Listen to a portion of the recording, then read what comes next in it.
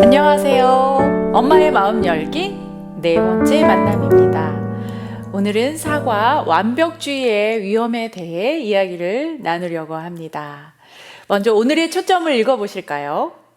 유산이 있는 삶, 엄마들을 향한 하나님의 기대와 마음의 엄청난 중요성에 관해서 이야기를 마치고 오늘은 우리가 듣고 있는 소리들에 의해서 우리가 빚어지고 있음을 상기하고자 한다. 오늘날의 성과 중심과 완벽주의 문화에서 완벽주의 위험은 특별히 엄마들에게 매우 해롭다.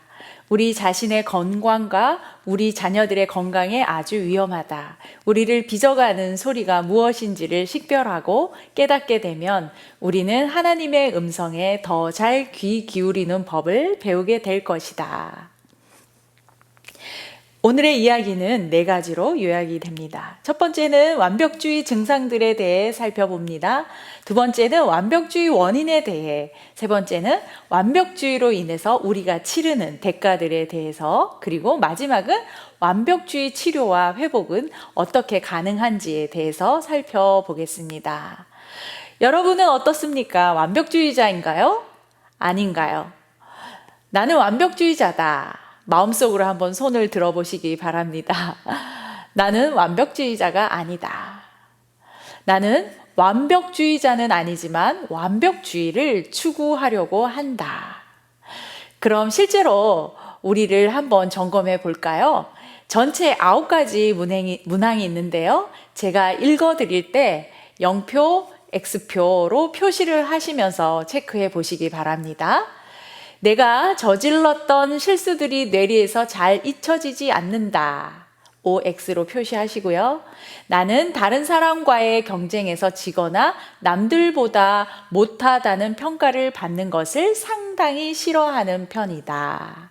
또 나는 완벽하게 할 수 없는 일이라면 아예 하지 않는 것이 낫다고 생각한다. 또 나는 주위 사람들에게도 완벽할 것을 요구한다. 나는 사람들이 나를 무능하다고 생각할 것이 두려워서 다른 사람들에게 도움을 잘 청하지 않는다. 어떤가요, 여러분? 또 나는 보편적으로 다른 사람들이 일을 끝마친 이후에도 더 오랜 시간을 일하는 편이다. OX.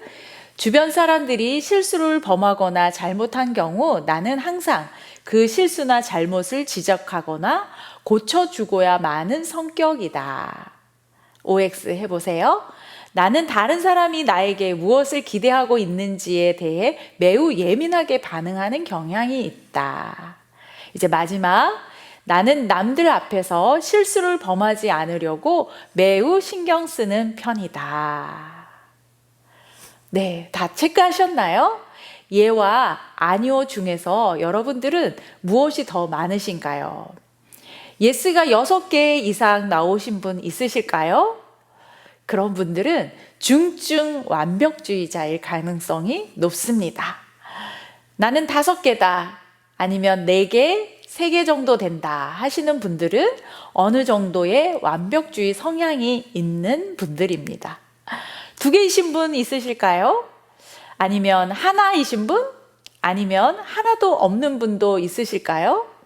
네, 3개 미만은 완벽주의로부터 자유로운 분이다 라고 할 수 있습니다. 그런데 여러분, 하나도 없다면 어떻게 해야 될까요?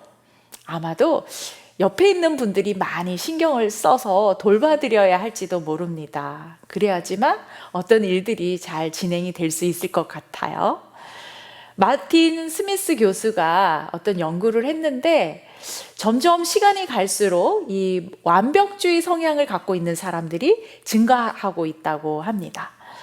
그런데 여러분, 이 완벽주의가 우리에게 긍정적인 것일까요? 부정적인 것일까요? 함께 슬라이드를 한번 읽어보실까요?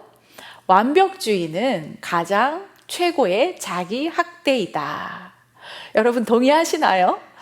저도 예전에는 참 피곤하게 살았던 것 같습니다. 자기 학대를 많이 하고 살았습니다. 그 뒷면에는 교만함이 있었던 게 아닌가 하는 생각도 들고요. 모든 것을 완벽하게 내가 잘 할 수 있을 거다라는 그런 자부심이 좀 있었던 것 같습니다. 그런데 지금은 어느 정도만 선택적인 완벽주의로 살아가려고 노력을 하고 있습니다. 부모 역할도 여러분 마찬가지입니다. 완벽한 부모, 완벽한 엄마가 얼마나 존재할까요? 우리는 모두 한계를 지는 인간입니다. 완벽하게 모든 것을 잘 할 수 있는 사람은 아무도 없습니다. 완벽주의의 그림자로부터 벗어나는 저와 여러분이 되었으면 좋겠습니다. 만약 우리 아이에게 완벽주의 성향이 있다면 어떻게 해야 할까요? 그것은 고쳐주어야 합니다. 수용감을 느끼게 해주고 아이가 성취한 일에 대해 감정을 공감해주고 경청해주면, 그리고 격려해주면 완벽주의 성향에서 자유로워질 수 있습니다. 여러분들도 완벽해지지 않을 용기를 소유할 수 있기를 바랍니다. 완벽주의자들은 어떤 프로필을 갖고 있는지 살펴보려고 합니다. 첫째는 만족이 없습니다. 집안일이든 아이를 양육하는 일이든 간에 공동체 안에서 어떤 일을 맡아서 했든 늘 후회만 하게 됩니다. 또 둘째는 잘된 일보다는 무엇이 잘못되었는지에만 집중을 하게 됩니다. 우리 아이가 95점을 받아오면 여러분 어떻게 반응하시나요? 야, 정말 잘했다. 엄마도 이렇게 기분이 좋은데 너도 기분이 참 좋겠구나. 이렇게 격려하기보다는 한 문제는 왜 틀렸어? 하고 잘못된 부분을 지적을 하게 됩니다. 셋째는 현재에 만족하지 않고 자신에 대한 기준을 계속 높이려고 합니다. 비현실적으로 높은 완벽이라는 목표를 설정하다 보니까 다른 사람들에 비해서 좌절할 일이 많이 생깁니다. 충분히 잘하고 있음에도 불구하고 완벽하지 않으면 아무런 의미가 없다고 생각하고 스스로 자신의 성과를 깎아내리고 좌절의 우물을 파는 경우도 있습니다. 네 번째는 늘 후회하는 고해성사 속에서 살려고 합니다. 항상 자신이 부족하다고 느끼죠. 그러다 보니까 불안이나 우울, 또 스트레스 지수도 아주 높은 편입니다. 그래서 한 연구 결과에 또 의하면 완벽주의적인 성향을 가진 사람이 자살 충동과도 많은 관련을 보인다고 합니다. 그래서 이런 분들이 자살을 생각하게 되면 이 또한 완벽하게 수행하려고 다른 사람들에게 잘 감추고, 그래서 이 자살이 실제적으로 심각한 결과를 낳을 가능성이 더 높다고 합니다. 다섯째는 무언가에 사로잡혀서 삽니다. 끊임없이 무언가를 추구합니다. 완벽주의 부모는 끊임없이 자녀를 위해서 무엇을 해야 할지를 계획을 합니다. 스케줄을 짜고요. 또 자녀에게 무엇이 필요한지 쉬지 않고 살피죠. 그런 노력에 자녀가 잘 따라오지 못하면 너는 왜 그렇게 속을 썩이냐, 이렇게 채근하고 비난하기도 하죠. 우리는 어쩌다 이렇게 완벽주의에 빠지게 되었을까요? 그것은 첫째, 외부에서 들려오는 문화의 메시지 때문이기도 합니다. 텔레비전 광고는 우리가 완벽을 추구하도록 주입을 하고 있어요.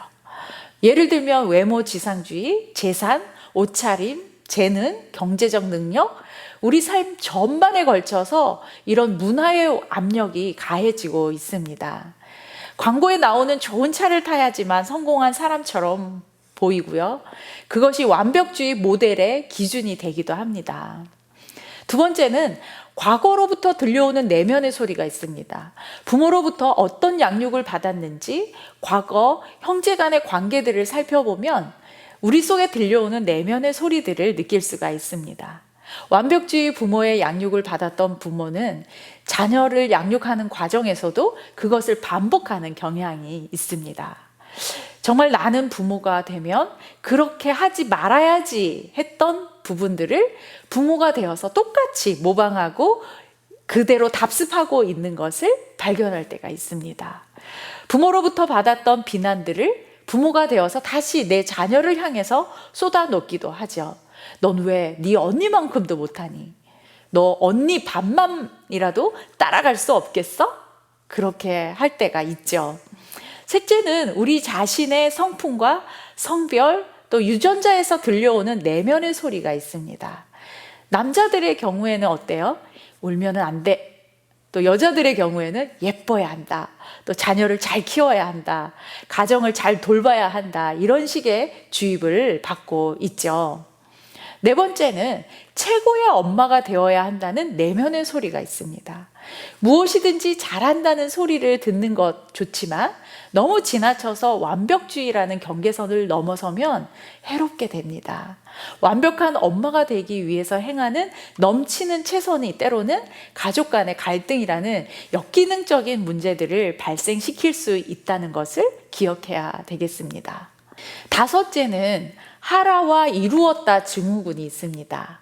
여기서 말하는 영적인 쟁점을 생각해 보면 우리가 뭔가를 해야만 하나님의 사랑을 더 받는다는 생각에 사로잡히지 말라는 겁니다.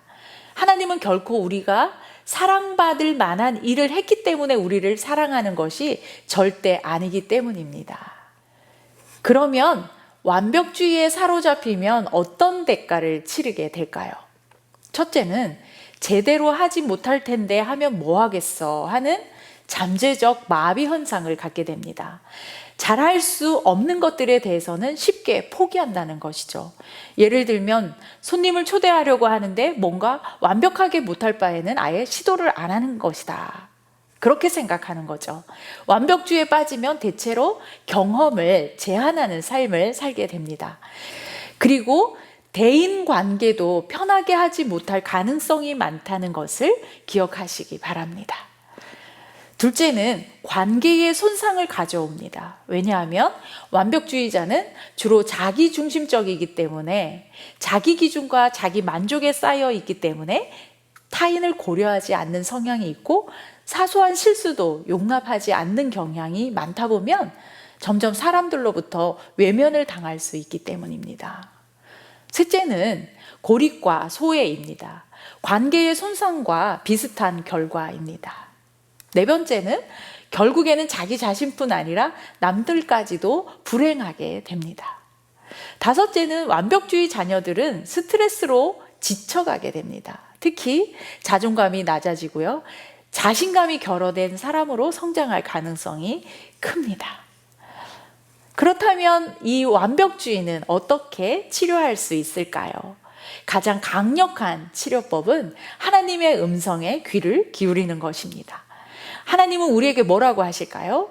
에베소서 2장 8절에서 10절 말씀입니다. 너희는 그 은혜에 의하여 믿음으로 말미암아 구원을 받았으니 이것은 너희에게서 난 것이 아니요 하나님의 선물이라.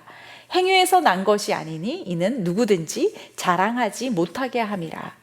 우리는 그가 만드신 바라 그리스도 예수 안에서 선한 일을 위하여 지으심을 받은 자니 이 일은 하나님이 전에 예비하사 우리로 그 가운데서 행하게 하려 하심이니라. 아멘. 하나님은 우리가 완벽하기 때문에 구원의 선물을 주신 것이 아닙니다. 난 왜 이 모양일까? 나는 정말 부족해 라고 자책할 때 하나님은 그런 우리를 향해서 이렇게 말씀하십니다. 그걸 내가 왜 모르겠니? 그래서 예수님을 보냈단다. 우리의 부족함을 채워주시는 주님을 기억하십시오. 둘째 말씀은 갈라디아서 5장의 말씀입니다. 1절 말씀. 그리스도께서 우리를 자유롭게 하려고 자유를 주셨으니 그러므로 굳건하게 서서 다시는 종의 멍에를 매지 말라. 예수님께서 십자가에 달리심으로 우리에게 무엇을 주셨습니까? 자유를 주셨습니다. 예수님의 놀라운 사랑이 우리를 자유롭게 하셨다는 것을 기억하고 우리는 다시는 종의 멍에를 매지 말아야 합니다. 완벽주의의 종에서 벗어나고 오직 예수님이 주신 자유 안에서 살아가시길 바랍니다. 넷째는 스바냐 3장 17절의 말씀입니다. 너의 하나님 여호와가 너의 가운데 계시니 그는 구원을 베푸실 전능자이시라. 그가 너로 말미암아 기쁨을 이기지 못하시며 너를 잠잠히 사랑하시며 너로 말미암아 즐거이 부르며 기뻐하시리라 하리라. 아멘. 하나님께서 나로 인하여 노래하신다는 말씀입니다. 우리 주변의 두려움과 완벽주의의 소리를 듣지 말고 하나님의 노래소리를 듣기를 바랍니다. 우리는 완벽주의와 결별을 해야 우리의 인생을 건강하게 살아갈 수 있다는 것을 기억하십시오. 그러면 완벽주의와 결별할 수 있는 구체적인 방법은 무엇일까요? 좀 부족해도, 좀 실수해도, 좀 실패해도 있는 그대로 나 자신과 상대방을 받아들이는 것이 필요합니다. 그래서 완벽주의에서 회복되기 위한 미션이 있습니다. 첫 번째는 나를 가치 없다고 중얼거리는 옛 테이프를 더 이상 틀지 말라는 것입니다. 그럼 어떤 음성을 들어야 할까요? 하나님의 사랑과 은혜 그리고 용서를 상기시켜 주시는 새로운 소리를 들어야 합니다. 두 번째 미션은 폄하 중단을 실행하는 것입니다. 나에 대한 악평을 금지하는 것입니다. 나의 내면에서 비교하고 경쟁하거나 누군가를 비난하려고 하는 그런 마음이 들 때마다 그만, 스탑이라고 외치는 거지요. 구체적인 방법으로는 포스트잇에다 폄하 금지라고 쓰고 수시로 볼 수 있는 거울이나 싱크대, 벽장 그런 데 붙여놓는 것도 아주 좋은 방법이라고 할 수가 있습니다. 세 번째 미션은 하나님의 충분한 선물을 생생하게 느끼는 것입니다. 그리고 자신의 기대를 수정하는 것입니다. 하나님께서 나에게 무엇을 주셨는지 기억하고 감사를 표현하는 것이 필요합니다. 그래야지만 완벽주의의 함정에서 헤어날 수가 있습니다. 그럼에도 불구하고의 감사를 회복하는 것을 통해서 완벽주의에서 자유를 누릴 수가 있습니다. 부족함에도 감사, 실패했음에도 감사, 불행 중에도 감사, 나의 기대 수준에 도달하지 못했음에도 감사하는 것이야말로 참된 자유를 누리게 해줍니다. 앞에서 어떤 사람이 손님을 초대할 때 완벽하게 준비되지 않으면 초대를 하지 못한다는 얘기를 예로 들었습니다. 완벽주의를 회복하기 위해서는 그러한 기대를 수정해 보는 것입니다. 배달 음식을 대접해도 좋지요. 또 종이 접시에 음식을 담아도 좋지요. 정돈되지 않은 집안 분위기일지라도 그것과 상관없이 사람들을 초대해서 즐기는 것이 필요합니다. 그래서 꼭 완벽하지는 않아도 서로 친밀함과 행복을 느낄 수 있다는 것을 경험해 보는 것이 이 완벽주의를 극복하는 데 또 도움이 될 것입니다. 불완전함을 즐기는 넉넉함이 또 저와 여러분에게 필요할 수도 있습니다. 저도 이 부분을 또 연습하고 또 여러분도 이 부분에 대해서 연습할 필요가 있다고 생각이 듭니다. 그래서 저는 적당히 좋은 것이 완벽한 것보다 낫다. 이 말을 정말 많이 애용을 하려고 합니다. 여러분들은 어떻게 생각하시나요? 네 번째 미션은 도움이 필요할 때는 주위에 SOS를 청하는 것입니다. 미완성의 과제가 있다면 목회자나 상담가의 도움을 받는 것도 좋습니다. 절대로 도움을 요청하는 것은 자존심이 상하는 또 부끄러운 일이 절대로 아님을 기억하십시다. 이제 완벽주의자가 알아야 하는 진실들에 대해서 보겠습니다. 우리 함께 읽어볼까요? 모든 성공은 헤아릴 수 없을 정도로 많은 실패의 열매이다. 우리는 성공보다 실패를 통해 배운다. 진정한 실패는 그 경험을 통해 아무것도 배우지 못하는 것이다. 그 다음, 모든 실패에는 교훈이 있다. 이를 잘 살아내면 우리 자신을 형성하게 된다. 자신을 바라보며 웃는 법을 배우지 못하면 진보할 수 없다. 같은 실수를 반복하지 않으려면 다른 사람의 잘못을 보고 배워야 한다. 내가 완벽주의자라고 생각한다면 이 진실들에 대해서 생각해 보시고 삶의 영역에 적용하시며 살기를 바랍니다. 사랑하는 맘투맘 엄마 여러분, 자녀들에게 무엇을 물려줄 것입니까? 첫 번째 과에서는 우리가 소중한 유산을 남기는 삶에 대해서 이야기를 했습니다. 우리는 자녀들에게 불안하고 긴장된 완벽주의의 삶을 남겨줄 것인가? 아니면 불완전한 엄마이지만 하나님의 은혜에 의존해서 살면서 십자가에 달리신 예수님을 통해서 자유함을 느끼는 엄마됨을 남겨줄 것인가? 오늘 이 부분에 대해서 여러분의 엄마됨의 자리에서 결단할 수 있으시길 바랍니다. 수고하셨습니다, 여러분. 이제 다 함께 기도하고 오늘 만남을 마치겠습니다. 하나님, 우리를 있는 그대로 보시고 사랑하심을 감사드립니다. 때로 우리가 완벽해지고자 애쓸 때 주님께서는 우리를 향해 웃으심을 압니다. 그리고 그 웃음에는 우리를 향한 은혜의 사랑이 있음을 믿습니다. 성경에 기록하신 대로 주님께서 우리와 함께 하시고 우리로 인해 기뻐하시고 노래하신다는 그 사실을 우리 모든 엄마들이 보고 듣고 느끼게 하옵소서. 우리를 가두는 완벽주의의 위험에서 우리를 건져주시고 주의 사랑과 용서와 자비로 우리를 붙잡아 자유하게 하여 주옵소서. 예수님의 이름으로 기도드립니다. 아멘. 네, 여러분 수고하셨습니다. 다음 주 5번째 만남에서 또 만나도록 하겠습니다. 안녕히 계세요.